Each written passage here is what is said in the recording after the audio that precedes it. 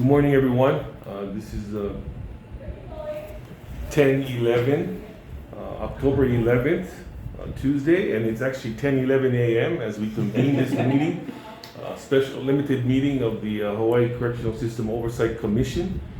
Present at this time, and I'll say your name and just respond aye, is Ron Ibarra. Aye. Mike Town. Aye. Ted Sakai. Aye. Martha Tornay. Aye. And of course, our oversight coordinator, Christine Johnson. Aye. Yeah. Before we begin, I'd like to ask Martha to give us a few words on what this limited meeting will comprise of. Okay.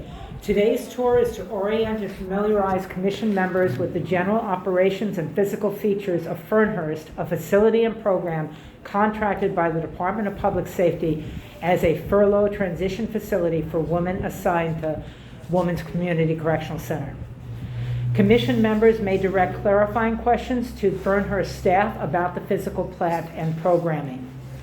It is not our purpose to engage in any discussion directly with residents and inmates, to hold discussions among ourselves of what we see or make any decisions, but we may exchange greetings and respond to general questions about the commissions that are put forth by residents or staff. Oversight Coordinator Christian Johnson will provide additional information to residents and inmates who wish to communicate with her or with the commission. And that's it. I wanted to ask, at this time, we're going to call upon the CEO of Fernhurst, Noriko Namiki. Of the YWCA. YWCA. Sorry. Give us a briefing on what's going to happen here. Thank you, Mark, and welcome to Ferhurst. I think some of you might have seen the facility before, but I think to many of you this is the first time. And with me here today is Eliza Skelton. She's the Director of Transitional Housing, who oversees the operations at Ferhurst. And before we show you the facility, I just want to give you a little bit of history of Ferhurst. Because this YWCA, our YWCA Oahu started actually in 1900. Right. So during the COVID, actually, we celebrated a 120th anniversary. And as soon as we started YWCA, we opened women's transitional housing called Homestead in 1908 in Chinatown. And then in 1921, we hired a female architect, Julia Morgan, who also designed a historic downtown headquarters building, Laniakea. And she actually designed Ferhurst before that. And that building actually used to stand at the corner of Alapai and King. So now, right, there's a bus transit center. So in 1950, actually, we sold that building, we sold that property to the city and county, and then we moved to this location. But Ferhurst has been known to provide safe, affordable transitional housing for women who come from all, walks of life. But starting in 2015, this building has been dedicated to, serve women who have been impacted by the criminal justice system. So currently, we have two programs. One is, as you know, through the state contract, we work with the public safety, community-based work furlough program. So with that program, right, we take women directly from YWCA, and those are like pre-paroled, right, before employment, pre-employment women. So they can stay with us anywhere between 6 to 8 months. And then once they are employed, and then also meet, right, all the requirements of the program, meet with the parole board. And then once they're paroled, some of women, they leave Ferhurst, right? They might go back to their families. It doesn't happen that often. Or they may move to clean and sober housing. But Eliza can tell more, but there has been some basically capacity issues on this island. I don't need to tell you, you all know this. And then so those women who are paroled and employed, and then who are no longer with the furlough program, we also offer our own program. It's called Home Base. And that is a transitional housing program. And then with that program, they can stay about 6 months. But now we are actually trying to extend that stay because we're noticing with the what is rising rents many women are having a hard time to find safe, secure housing, with their first job out of prison, usually, which is, maybe at or little above minimum wage. So today we're going to really show you what we do in those two programs as we walk through the building. But Eliza, do you have anything to add about the program? No, thank you again for coming today and learning more about Ferhurst. Like Noriko mentioned, we do offer two programs, and one of the main, accomplishments for women while in our both programs is having a savings account. So a lot of them, when they in furlough, they would actually save up to around $3,000 to $5,000. But once they're in home base, they a lot of them leave with like a little bit more than $10,000. So that's actually one of our goal is for them to have at least a deposit or a first month's rent when they leave Ferhurst. At least right now with housing, the rise of housing costs out in the community. And so we're actually extending our program for at least 2 years, but they have to be able to still meet the requirements of Ferhurst. Yes. I have a question. Are they charged rent when they're in the home-based program? Yes, they do, but we try to see with other clean and sober housing and also the market. And also what they're able to afford. We go about with their income as well. Yeah, so the starting actually rent, program participation fee for the program is $450 dollars a month. So which is extremely reasonable. So does that cover all the costs? No, but we feel that is like where women are at. Yeah. So yeah. And then yes, go ahead. No, I was going to change the subject. What's your capacity for the transition out of home base, and what's your usage rate? So right now we do have 40 rooms on each floor, and then right now for furlough is actually 14, but we only have about 5 women that we're serving. And we usually get that communication from YWCA whenever they have someone who is ready to transition over.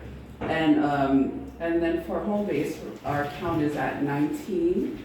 And our true rate, I would say for to include everything is about $50 per day.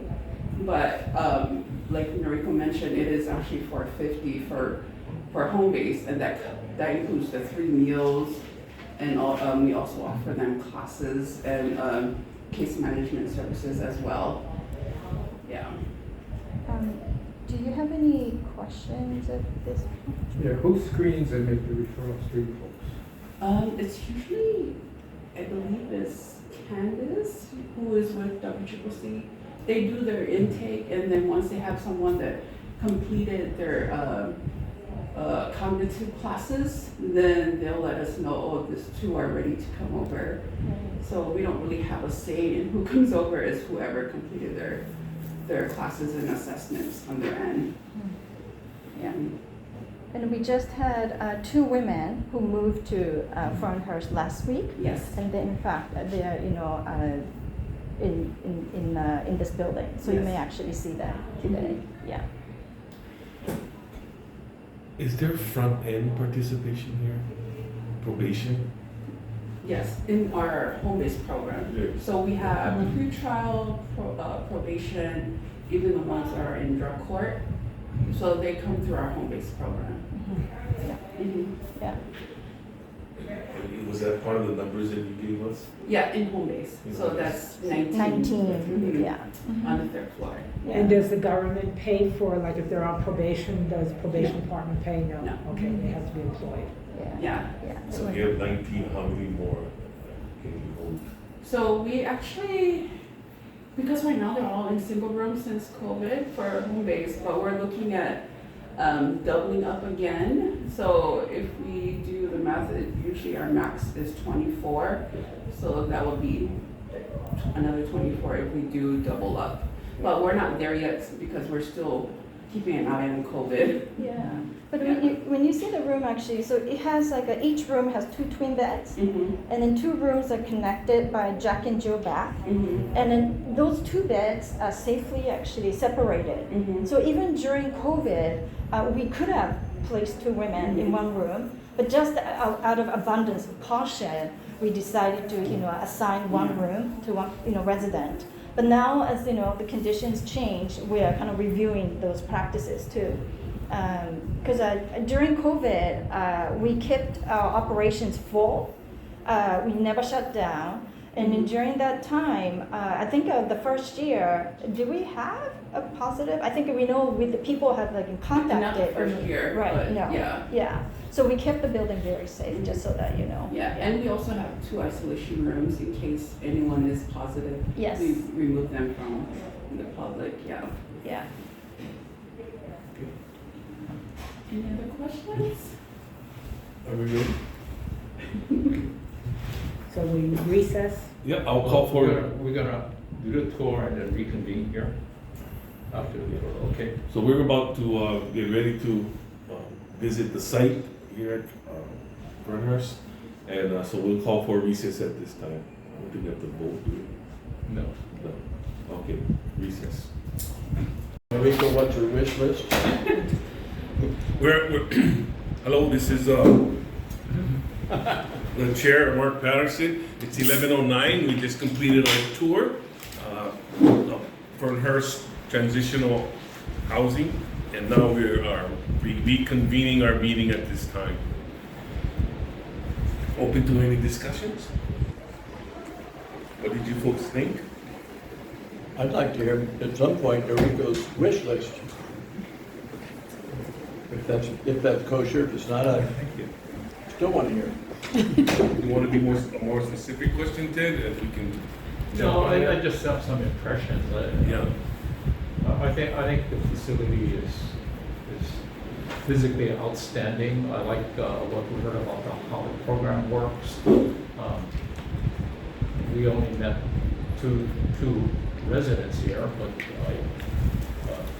I'm impressed with the relationship they have with the staff, with the understanding of the program. So I think it's a solid program. I just wish that it would be filled. Yeah. Because, one of the things that really struck me about this was and Rico said this about the prison detox. The biggest difference between life in prison and life outside, I think, is simply the structure just based on your life when you're in prison. You can talk to this person, you can't talk to this person. You can choose to eat breakfast or not eat breakfast. No other choices, that kind of thing. Here's a line, you have to stand behind it. And I think this is an opportunity for women to learn how to restructure their, I should say, detox from that kind of life. And I wish that the program here would be given more opportunity to do what it really needs to. I think this notion of the women having to go back to WCA by bus every Thursday to get drug tested or whatever is simply ridiculous. I mean, it's that kind of thing. There's so many different ways out there, especially since COVID, to do effective drug testing. I work part-time with an agency where we do random drug testing, and sometimes we're able to do observed testing in a client's home. I mean, the technology has become that good. So to require women to go by bus over the hill to be tested is kind of ancient. It'd be easier to bring somebody here. Yeah. Send about 10 people. Or allow your Yeah, organization to Exactly. manage it. Our contract programs in the past were allowed to do the drug testing. Just to add on to that, what's the purpose of the drug testing if it's to see if they're using drugs, and Thursday's not gonna help, if they Right. don't, for Thursday, so I'm gonna count the days. Get on the bus and get off in And Kaneohe. then use right after the Thursday, they're gonna Yeah. have 1 week to get cleared up and go test again. Right. I'm wondering if it's, normally when they're transitioning out, they have a furlough contract, and I'm wondering if it's written in the contract that they have to do that. It's written in the WISE contract with the state that they cannot do the drug testing.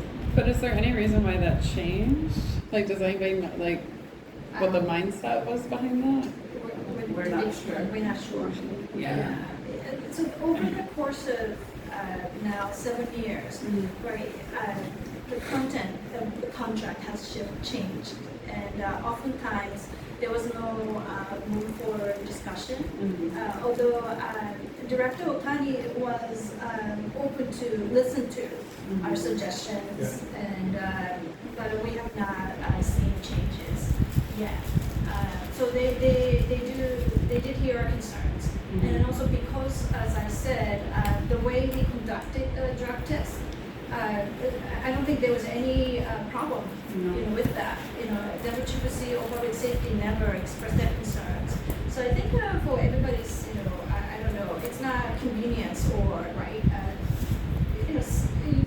Again, taking bus to all the way, it doesn't make sense. And also, I think that we should be able to do random. I think that's also the idea too, but we don't have that ability. Noriko, the Y owns this property. Yes. And is that I figured it was leased, but I think that's a good thing. You're comfortable with that? You like that, right? You have some control?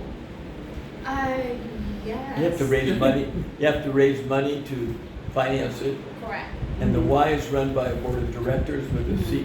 And who's the CEO of the Y? You? You're the operational. Yes. There's I a board. report to Who's her. the president of the board? Her name is Darlene Blakeney. Oh, Blakely. Yeah, she is First Hawaiian Bank. She's First Hawaiian Bank. I know that family. Yeah. That's that's the statewide organization.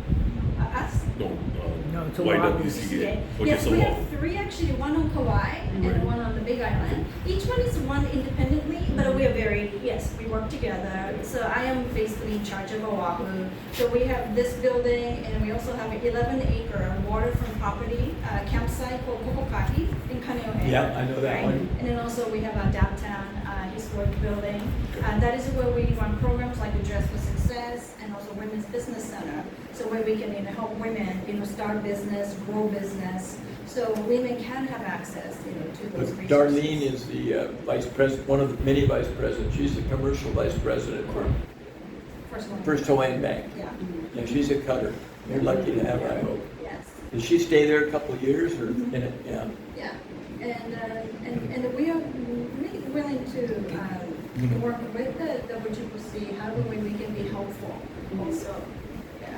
I just want to quickly say my observation, the drug testing I was concerned about also, and we can discuss that further in our meeting, but also I was concerned how limited your ability to provide programs to the inmates. It used to be our Yeah. contract program, provided those programs. As I recall with TJ Mahoney, substance abuse came from the outside, is that correct? Yes. But everything else was provided by Right. TJ Mahoney. And so I don't understand the reason for these limitations, but Yeah, so we do still provide case management, and then we refer them out, if they need other services, like for eyeglasses, for dental. Dental. yeah, Yeah. of course. Yes. And then also once they go through the Goodwill program, then they're welcome to join our programming, again, as an outside resource, whether just for success, and then also once they're employed, we also have a job retention program too. Because many people think once they are employed and it's a happy ending, it's not. They have a new set of challenges, and that's really where they need support. So this is where we also provide support too. Do the public defenders come in here to see their clients? Yeah, we have some parole officers. Parole officers? Yeah, and even. Do the attorneys come in if there's a parole hearing or public? No, they usually meet their clients there at the That is not cool. Yeah. Yeah, but for the home base, as Eliza said, right now, we take women from federal pretrial, probation, also women from Sound Island Treatment Center. Yeah, so we have like a different mix of women. Yeah, yeah. And you mentioned drug court earlier. Yes. Drug court too. Mhm. Yeah. From Maui, I think we have 2 clients from Maui. Oh, is that right? Yeah. I'm sorry if I missed this earlier, but what are the requirements to get into this program? Is there like a long list of women who are trying to get in, or like what does that look like? You mean the work furlough portion? Yeah. Yeah. So work furlough, we don't have control in terms of who gets sent to this program. I believe, at the women's, they have to reach the community custody level. Okay. So they meet all the requirements of the program, and they need to finish the, with even like a drug treatment type of new program. And so then I think it's up to them, the YWCA staff to decide who will be fit for this program. In the past, so we have served more than 200 women. Yeah. Since 124.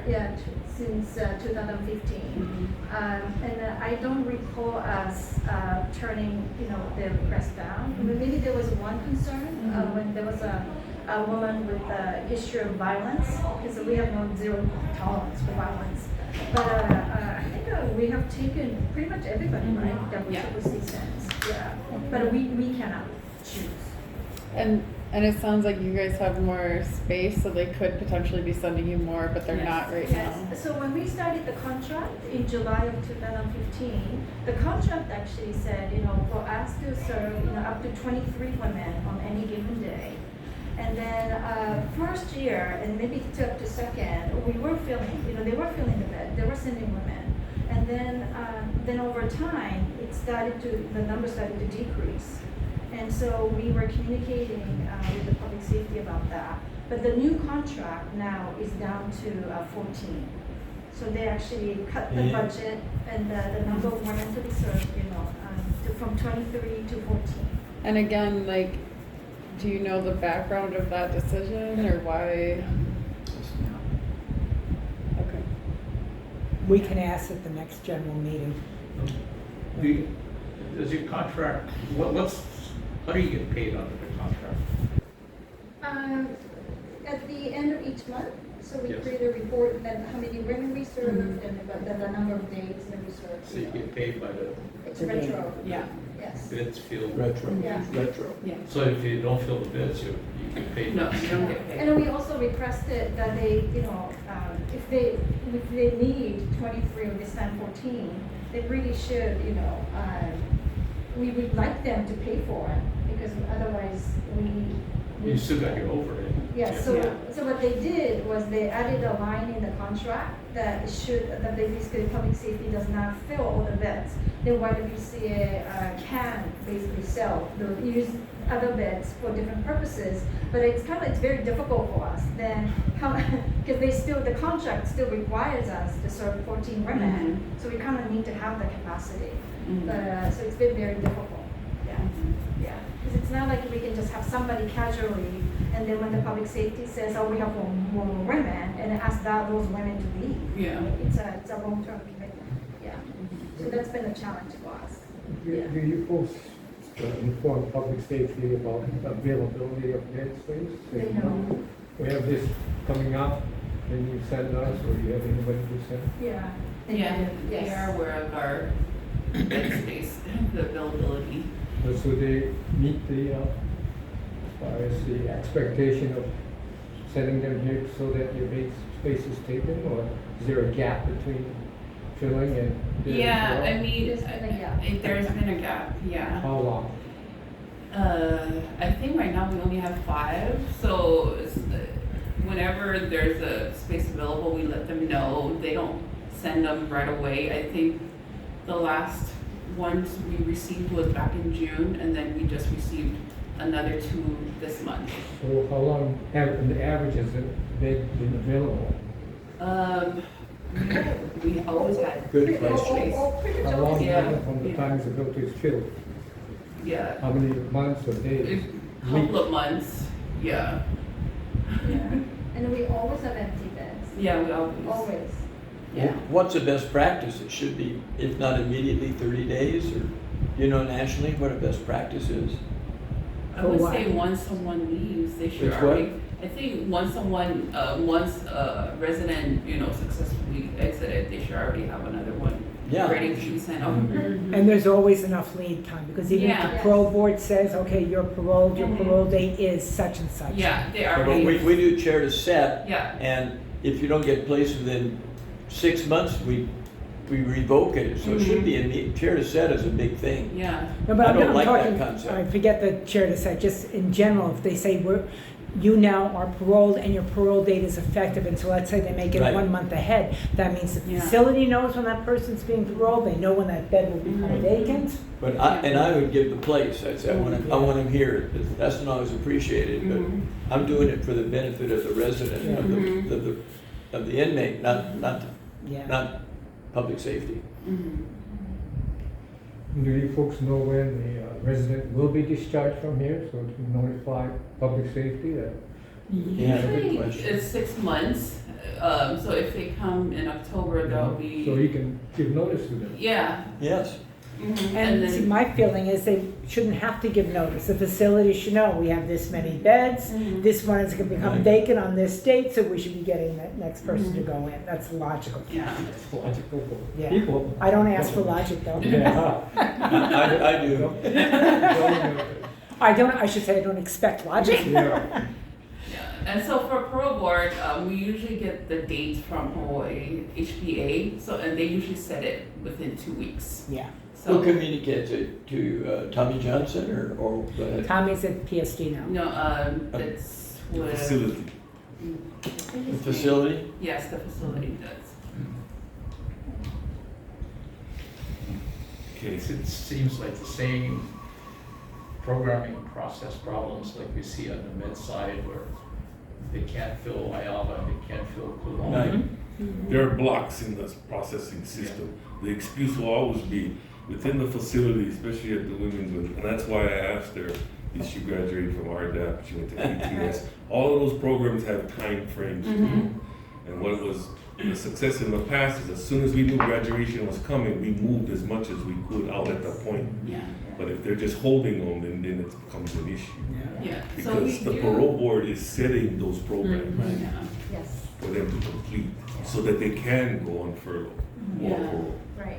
So that's where the So plug almost is. from the get-go, from shortly after the intake process at women's, they ought to be able to kind of map it out. They know, Yeah, they should know, they should because know. everybody's waiting for the completion of those Yeah. parole board ordered programs. Yeah. See, that's why when we went into and saw 120 something guys in Arizona, I'm like, wow, how come we're, there's a lot of guys in our program, over 100 something, and they had graduated about 15 of them. Yeah, But they were stuck there. they were still there. Yeah. And there were guys in the other housing that we found that were graduates that are still there. Arizona has RDAP, right? No? Yeah, they have all the levels. Yeah. And RDAP is what? Residential, like Hinamako Kealoha. Yeah. Oh, okay. Yeah.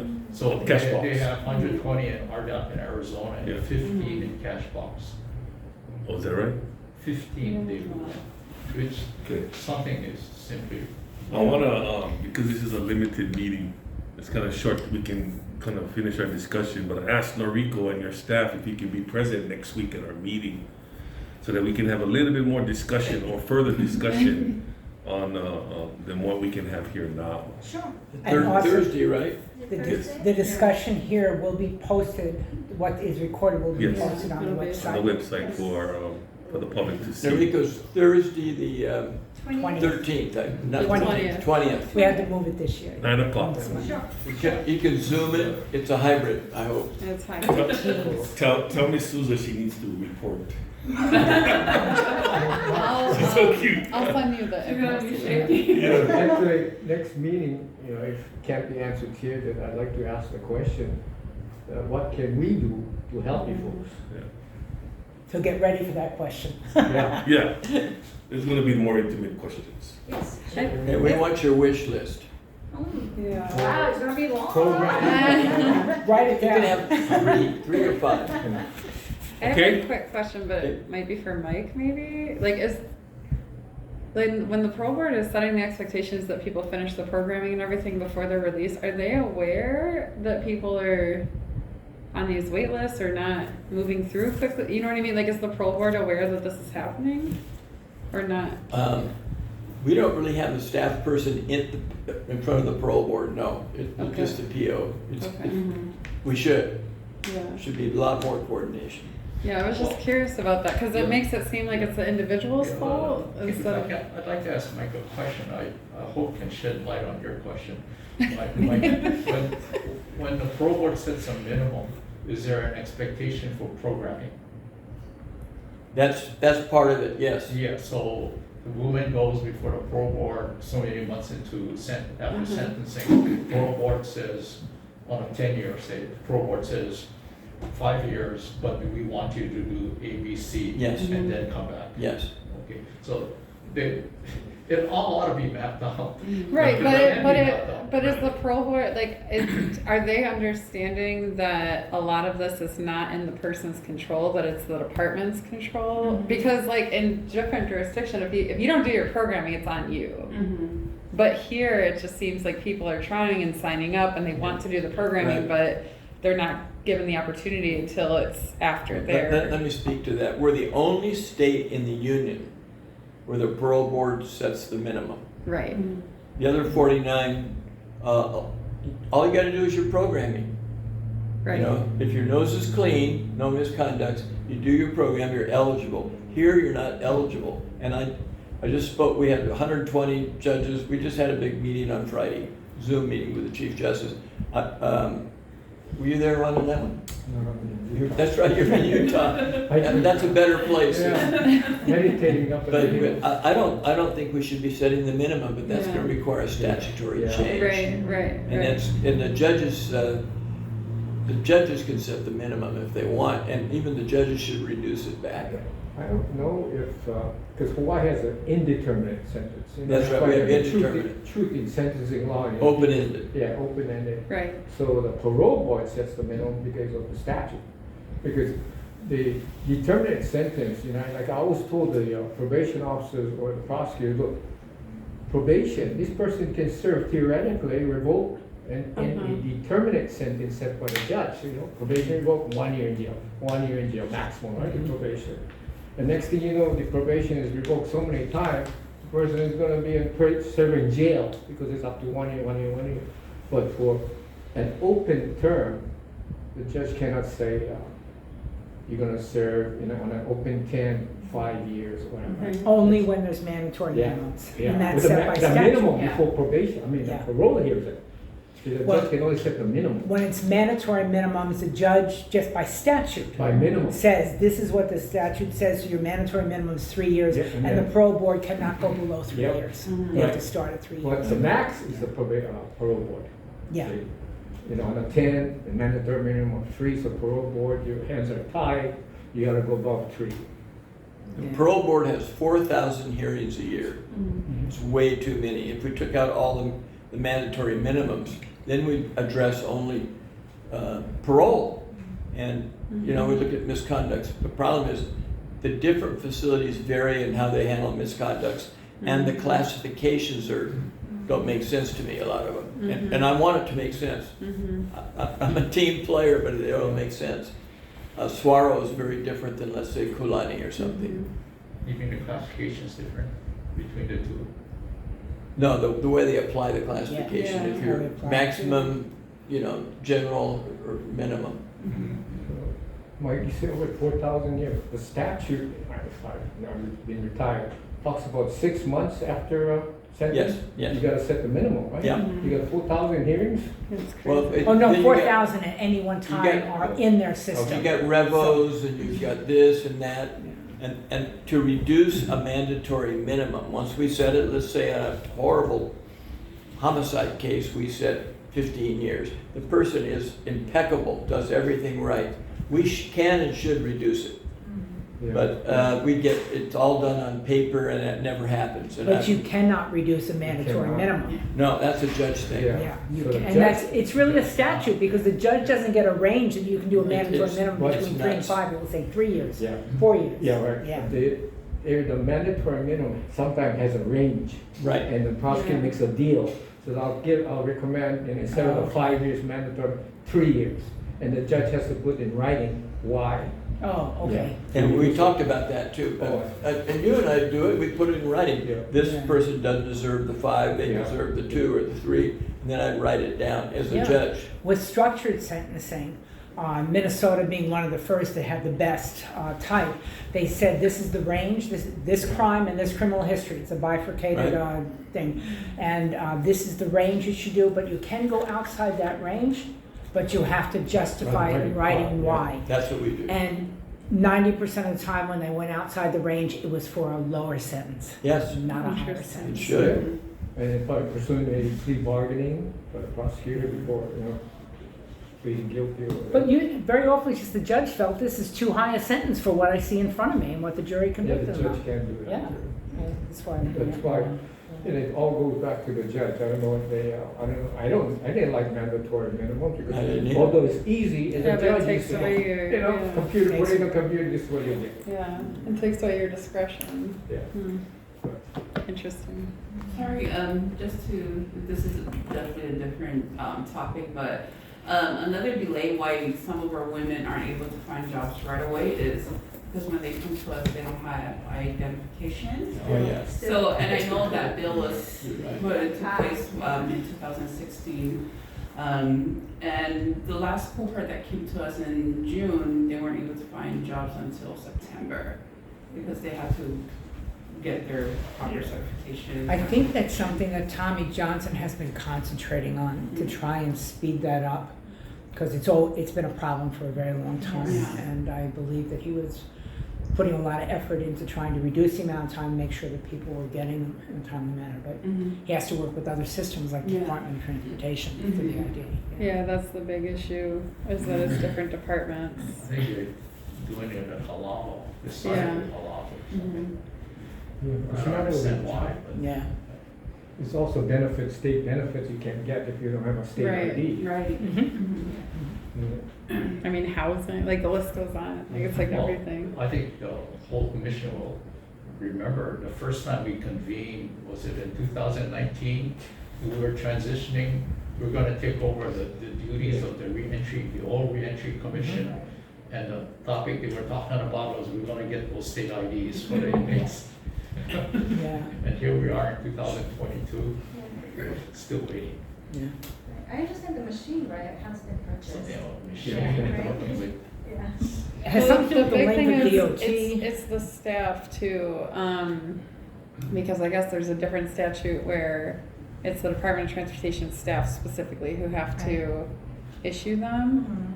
So, because the Department of Public Safety, my understanding is that they're even trying to get those staff to come in and train their staff and do something like that, but like that's not even allowed. So I don't know why it's taken so long to figure this out, but I know that it is something they're trying to do.